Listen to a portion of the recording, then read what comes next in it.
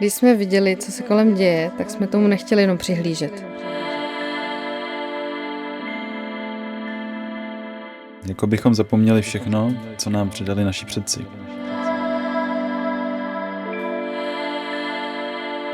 Víme, že máme problém, ale můžeme ho vidět jako příležitost.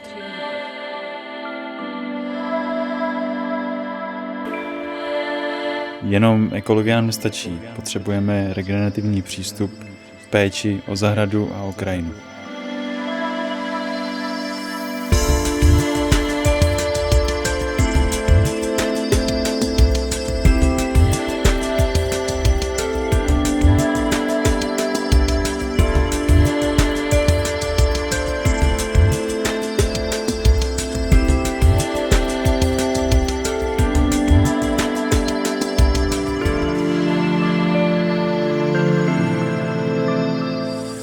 Pro mě permakultura znamená propojení lidí, přírody, zvířat, rostlin jako v jeden harmonický celek.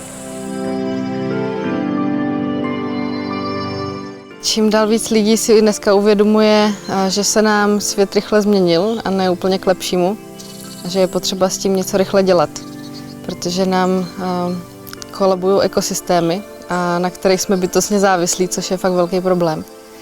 A rozhodně za mě tou první změnou, kterou bychom měli udělat, je změna myšlení a pak jít a opravdu začít něco dělat. Možná i proto jsme se rozhodli pro permakulturu, i když za mě to nemusí být úplně dogma, je to spíš jenom přístup, ale těch cest k tomu, jak si tady pomoct zregenerovat tu přírodu, tak je hodně. Ale rozhodně je potřeba jít a dělat.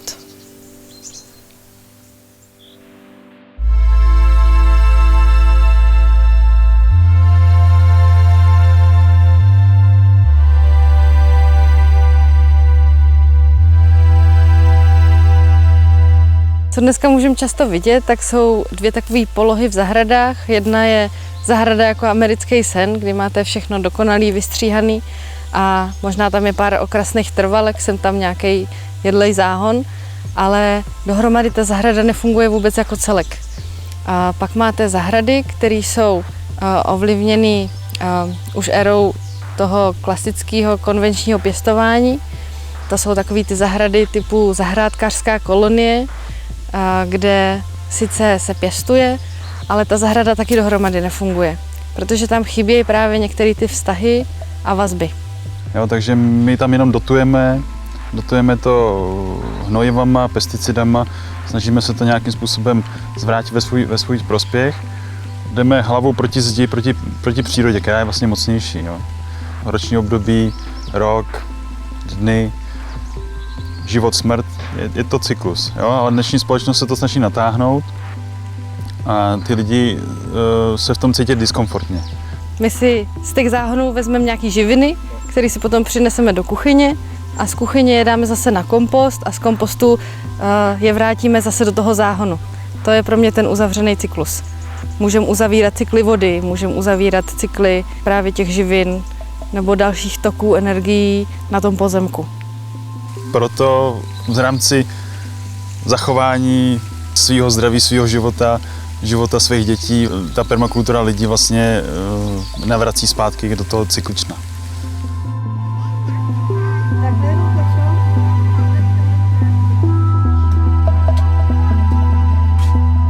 Já vám dám malý králíčci. Malinký z kousky. Králíčku, jdeme na papi. Králíčku, jdeme na papi. V roce 2015, když jsme se sem přistěhovali z Anglie, tak jsme založili první záhony. Tady u nás jsme 600 metrů nad mořem. Založili jsme zahradu, která má necelých 2000 metrů a pěstujeme tady více jak 150 druhů rostlin jedlejch. Původně to bylo jenom o pěstování a co to je přesně permakultura a co s tím souvisí, tak jsme se dozvídali postupně. Začali jsme vlastně nepermakulturní projekt, klasický, kdy jsme vykopali první záhon a ten jsme založili klasickou metodou rytí a převracení drnu a oddrňování a odkamenování. A asi nám trvalo 2 roky, než jsme se fakt rozhodli, že rýt nebudeme. A i když jsme věděli, že to rozhodnutí může být dobrý, tak jsme ho fakt udělali asi až po 2 letech. A vlastně nakonec to bylo dobrý, protože ty záhony ve výsledku jsou jako výživnější, uchová se v nich víc vody, takže... No jsou prostě úžasný ty záhony, jo, jsou úžasný.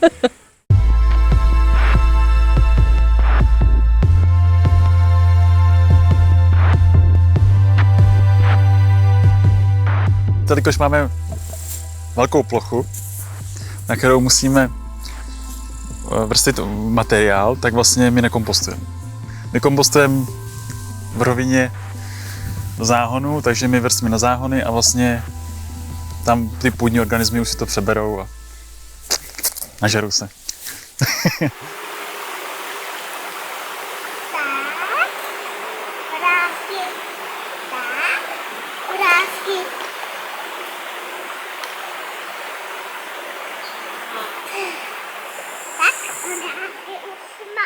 V přírodě vlastně taky nikdo nereje, dělají to žížaly a my tím vrstvením, který na ty záhony teďka aplikujeme, ať to je na některých místech hrubý mulč a na některých místech už to je jenom kompost čistý, tak vlastně tím přidáváme a vyživujeme tu půdu a zároveň taky v té půdě vlastně aktivujeme znova ten život, který tam původně nebyl, protože my, když jsme sem přišli, tak ta půda byla chudá na živiny a můj děda tvrdil, že se tady nic vypěstovat nedá. Tady ten záhon byl založený metodou instantního záhonu a vůbec jsme tady neryli a jenom jsme tady vrstvili materiál a když odhrnu tady trošku té vrchní vrstvy, vidíte, že ta je suchá a tady pod tím už pár centimetrů, tak je prostě, to vypadá jako lesní půda, jo. Úplně krásná humózní vrstva, dneska je 30, no skoro 30 stupňů a je to úplně vlhko. Ta půda je krásná a když se podíváme dovnitř, to možná asi není vidět, ale tak je tam spoustu mikroorganismů, jsou tam žížaly, je tam život, tady zrovna lezou mravenci. Vidíte, že z toho udělám prostě klidně takový váleček, protože prostě v ní je voda, je v ní ta organická hmota a i tu strukturu má krásnou. Jsme nastavili metodu vrstvení a nerytí, tak vlastně další roku jsme viděli nějaký progres. Jo. Takže pokud máš hladovou půdu, která je velmi deficitní na látky, na živiny, na vodu, na půdní život, tak tam to trvá díl. Ono na první pohled není zřejmý, jak tahleta živá výživná půda souvisí s naším zdravím. A je to hodně důležitý, protože mikroorganismy z té půdy tak se dostávají do těl rostlin, kterými potom jíme a tím se dostávají i vlastně do našeho zažívání a to nám pomáhá vytvářet naši imunitu, protože ta sídlí v našich střevech. A všechny tyhle mikroorganismy jsou to, co tráví naši potravu a taky hlavně to, co nám dělá tu imunitu.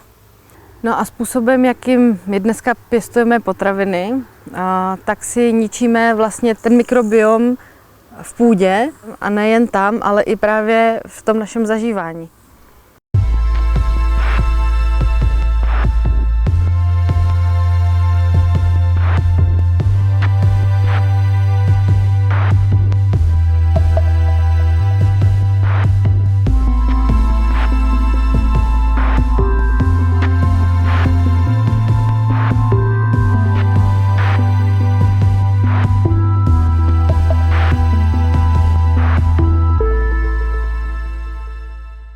To, jak vypadá tady ta naše zahrada, tak neznamená, že takhle musí vypadat všechny permakulturní zahrady, protože my pěstujeme trošku méně intenzivním způsobem a vlastně spíš to máme jako polodivokou zahradu.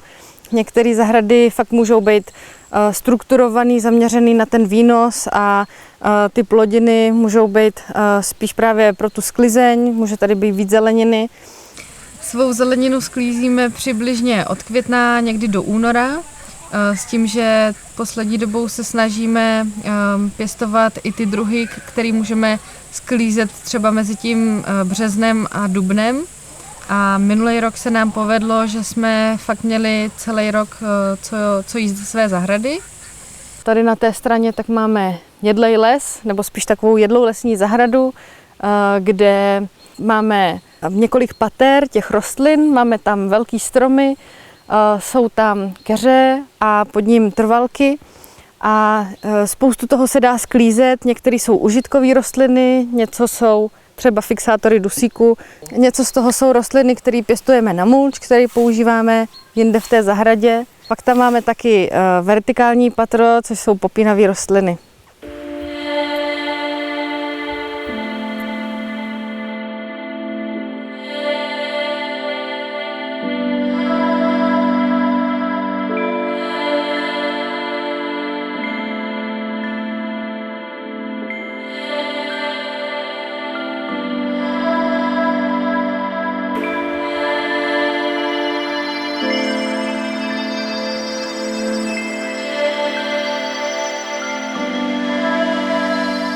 Aby jsme vytvořili z té zahrady jeden funkční celek, tak je potřeba rozhodně zohlednit nejenom to, kam umísťujeme záhony, kde nám svítí sluníčko, kudy třeba fouká vítr, a nebo to, jak nám teče na tom pozemku voda, ale i třeba potřeby nás, těch zvířat, které tady máme. A vlastně tohle všechno nám vytvoří ten funkční celek.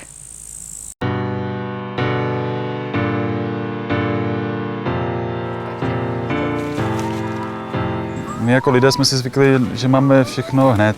Jo?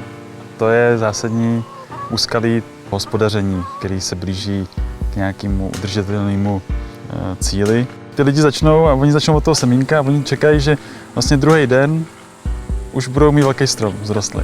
A on to tak není. Oni musí začít postupně a musí čekat, až vlastně to vyklíčí, to semínko, a potom se o něj starat. Jo?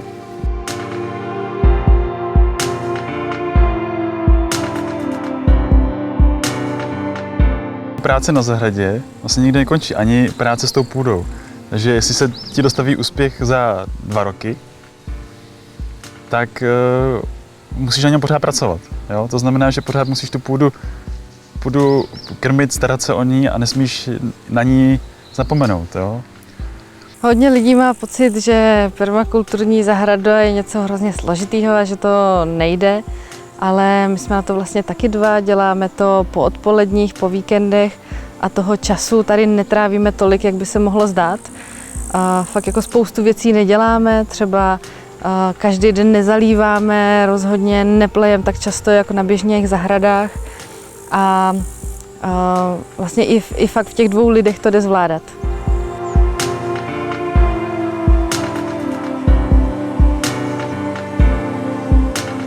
My jsme se ze začátku o permakulturních zahradách a jedlých lesích učili sami.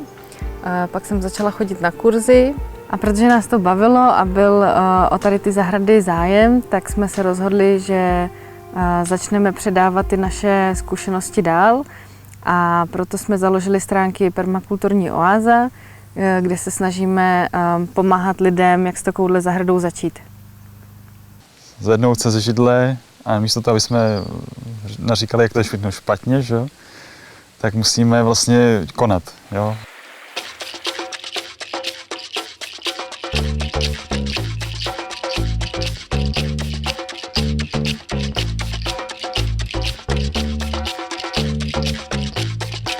Vlastně nemáme s ničím problém.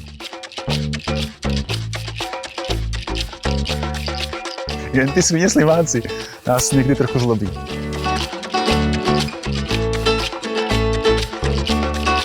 Každý ráno vstanu, ve 4, vezmu nůžky a šmik, šmik. Slimáčí guláš je výborný. Hodně chleba k tomu potřebuješ. Jo, ale vlastně my tady pěstujeme hlavně směsíček.